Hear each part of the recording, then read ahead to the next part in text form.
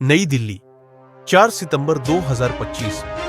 साहित्य अकादमी सभागार में वरिष्ठ कवि और कथाकार श्री संतोष चौबे के नवीनतम कहानी संग्रह गरीब नवाज का लोकार्पण और परिचर्चा संपन्न हुई।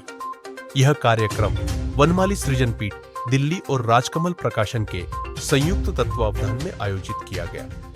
कार्यक्रम में देश भर के साहित्यकार, समीक्षक और पाठक बड़ी संख्या में उपस्थित रहे।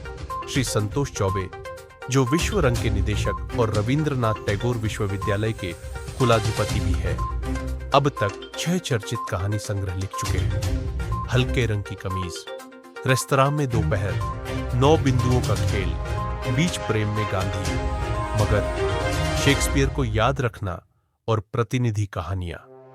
उनका नया संग्रह गरीब नवाज न केवल उनकी साहित्यिक यात्रा का नया पड़ाव है, बल्कि समकालीन हिंदी कहानी साहित्य में भी एक अहम योगदान माना जा रहा है।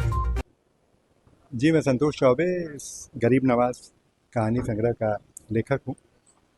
इसमें आज के समय के बहुत सारे विविध विषयों पर 10 लंबी कहानियाँ हैं। लंबी कहानी का फॉर्मेट पिछले 15-20 वर्षों में, 30 वर्षों में ज़्यादा लोकप्रिय हुआ, क्योंकि कई तरह से छोटी कहानी में पूरा परिदृश्य समेटा नहीं जा सक रहा है। इसमें कुछ कहानियाँ जो कि कॉर्पोरेट वर्ल्ड के ऊपर हैं, शायद पहली बार हिंदी की दुनिया में आई हैं। कुछ कहानियाँ जो कला और बॉडी लैंग्वेज के ऊपर हैं, वो भी शायद पहले नहीं। और एक कहानी जो लेखक बनाने वाले के नाम से है, वो तो चैट जीपीटी अब आया, एआई अभी आया है, उसके 15 वर्ष पहले लिखी जा चुकी थी। और उसमें कंप्यूटर के माध्यम से अगर कहानी लिखी जाए तो उसमें कितनी यांत्रिकता आएगी, ये बात कही गई है। इस तरह से इसमें बहुत सारी ऐसी कहानियाँ हैं जो प्रेडिक्ट करती हैं, आने वाले समय को प्रेडिक्ट करती हैं, आने वाले समय को पकड़ती हैं, उनका पूर्वानुमान लगाती हैं। कल गरीब नवाज पर राष्ट्रीय नाट्य विद्यालय में कहानियों का मंचन हो रहा है, तो आप ज़रूर आइए।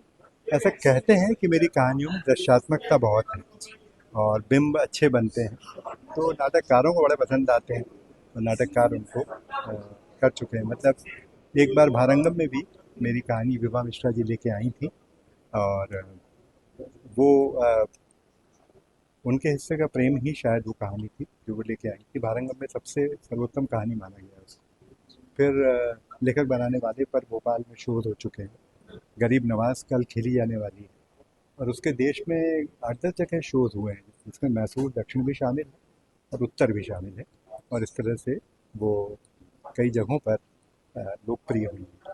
तो नाटकीयता और दृश्यात्मकता असल में मुझे बहुत प्रिय है। और वनमाली जी ये कहा करते थे कि इंटेंसिटी और ड्रामेटिक एलिमेंट, ये 2 चीज़ें कहानी की जान होती हैं। मैं उस पर बहुत जोर देता हूँ।